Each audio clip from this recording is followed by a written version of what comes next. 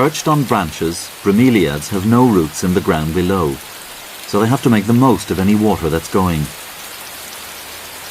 Their waxy rosettes of leaves channel the rain into a central tank. Some can store as much as 10 litres.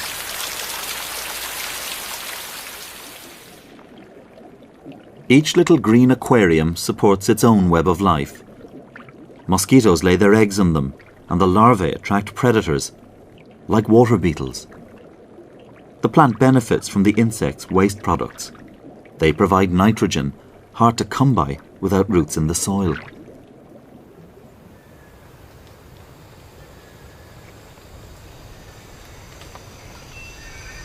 When the rain stops, any moisture soon evaporates in the tropical heat.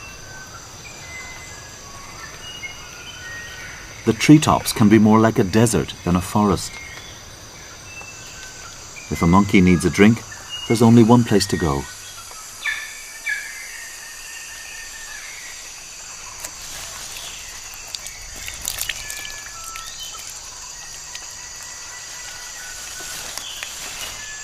Bromeliads are like waterholes in the desert. These miniature oases are often the only source of water for creatures that never go down to the ground.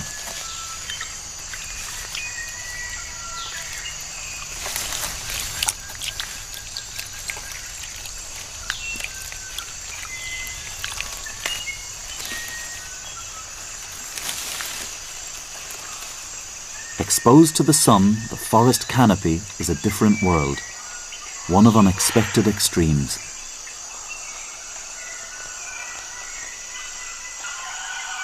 Birds are quick to take advantage of these swimming pools in the sky.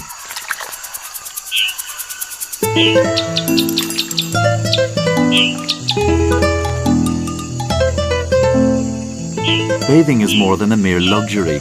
It helps to keep their feathers in peak condition.